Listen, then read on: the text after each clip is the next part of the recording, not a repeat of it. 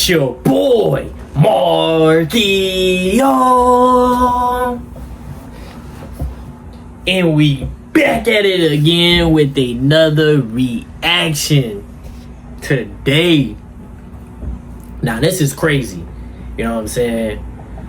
LeBron James teammate, his Miami teammate, somebody that played with LeBron, watched him practice, watched him worked out, probably had a lot of meals with him, heard a lot of his conversations. He destroyed the GOAT debate. You know what I'm saying? So like, he felt like Michael Jordan is the GOAT, and we gonna see why Ray Allen think Michael Jordan is the GOAT. And it's crazy because like, if your peers telling you who's the GOAT, it gotta be true, because Ray Allen came in the league. He played against Mike. He played with and against LeBron. You know what I'm saying? That's very like different right there. You know what I'm saying? A lot of people don't get to do both. You know what I'm saying? The players that play against both have the right to say who's the GOAT for real. And Ray Allen, his teammate, LeBron James' teammate, Ray Allen, when he hit that shot for LeBron to get his second ring.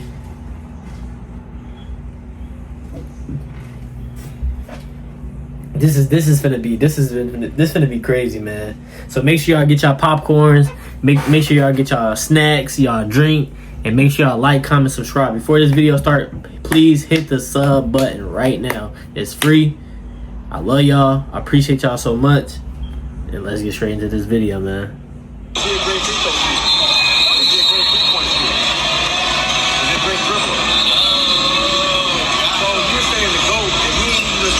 This is LeBron ex-teammate. He bold. Just had everything, you know, from mid-range to three-point to post-up game, and he could score and dominate in each position. That's what I'm talking about. That's why he's the MVP. That's why he's the GOAT. These days, it seems like every NBA player has their own take and opinion on who's the greatest player in NBA history. Some say Kareem, maybe Kobe, or even LeBron James. But still to this day, a vast majority of players say Michael Jordan is the greatest player in NBA history. And every NBA analyst or player has their own angle and take on the greatest of all time debate. And the latest person to have their opinion is Ray Allen. And as you saw in the intro, he had a pretty good take on it, looking at both Jordan and LeBron and their overall skill sets.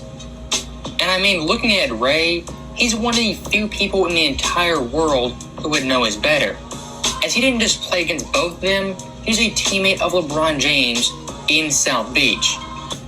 And looking at Ray's overall point, he was mainly looking at skill as well as overall talent. But in the greatest of all time debate, accolades, championship, the player's peak and longevity, those things also matter. But for this video, we're going to look at purely skill and compare both Jordan as well as LeBron. As Ray very clearly says, Jordan, his prime, was damn near flawless and easily more skilled than LeBron James. And looking at Jordan's prime and his overall peak, from 87 to 93, he was an absolute monster. When it came to the playoffs, averaging 35 points, 7 assists, 7 boards, he won 3 straight titles, 5 total MVPs, and his shooting splits were definitely very impressive, shooting 50% from the field, 36 from 3, and 83 from the line. And one very common myth among NBA fans is that Jordan couldn't shoot the outside shot and make threes consistently. But like I showed you guys, when it came to the playoffs for a 7-year stretch, he shot 36% from deep. And looking at his best shooting run, that would be in 1993, where he shot 38.9% on nearly 4 attempts. When teams made a prime Jordan shoot from deep, he was consistent in the 35 to 39% range.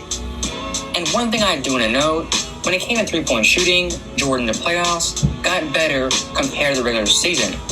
And when it came to the NBA Finals during his peak, he shot 42.1%. And looking at his best ever shooting series, that was in 1992 versus the Portland Trailblazers. And for this series, everyone knows Jordan was challenged to shoot the three.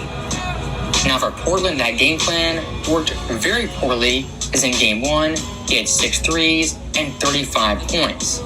And looking at the entire series, his shooting splits were off the charts, shooting 43% from 3 and 89% from the line.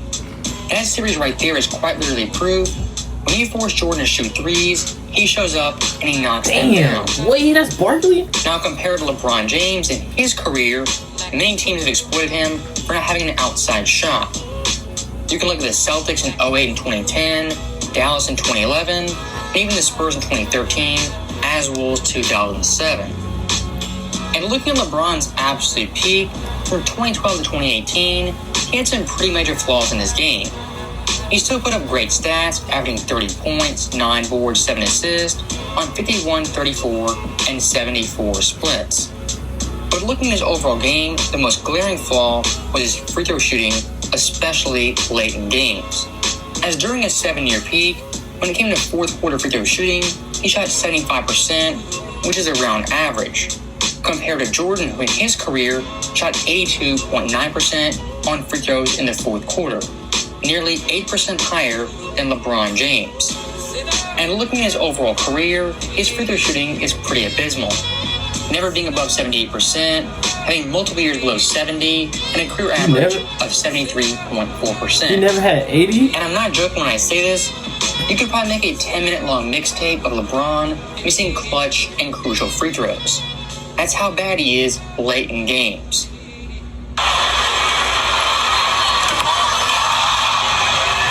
Man, I was a great free throw shooter in high school. He's taking his time. I barely was missing free throws. Who was it shooting the cannon? Like, who's helping him with his jumper? Are you kidding me? Why they never changed this shit. And speaking of late game play, that's one area Jordan is far superior compared to LeBron James. Looking at LeBron's entire career, when it comes to late game crucial shots in the playoffs, more times than not, he fails.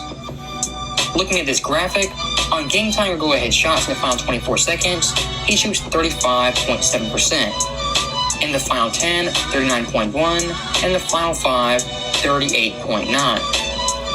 For an average NBA player, those shooting splits are definitely pretty impressive.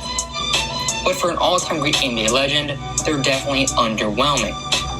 And looking at Jordan's career, when it came to the big-time shots, he was in the 45 to 50% range.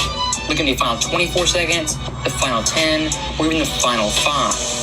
And if you want to talk the biggest stage, the NBA Finals, where it matters most, in the final 24 seconds of a game, LeBron James is 0-7 on game time or go-ahead shots, compared to Jordan, who's 4 of 8. And like we said earlier in this video, one of the big-time myths that Jordan couldn't shoot threes. But you know one thing I never hear is LeBron James can't shoot from the mid-range. That's one of his major flaws throughout his entire career, as his overall game is shoot threes or drive to the basket. As once again looking at his overall peak, when it came to mid-range shooting, he shoots 38.3%, compared to Jordan, who shoots 43.3%. And to show you guys how big the gap is when it comes to mid-range shooting, Jordan aged 38-39 in the Wizards, when it came to the entire NBA, was number 1 in mid-range makes. That's crazy. Once again, shooting above 41%, which is better That's than a crazy. peak Bro, LeBron he James. was 40.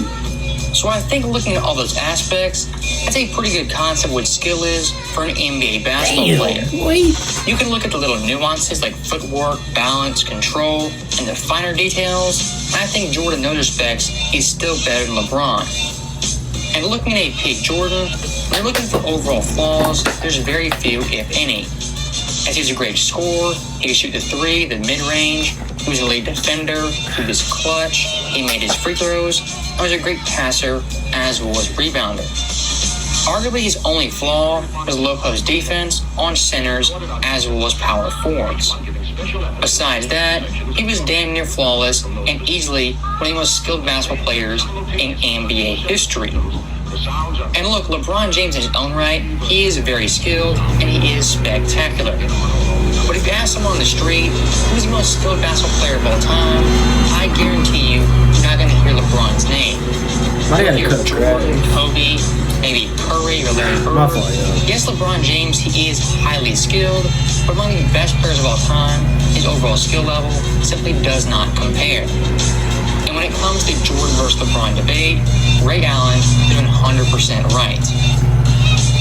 I'm glad this was the end of the video right here, because they just started like cutting the grass. Like, come on, bro. Like, I'm filming a video game. Come on, man.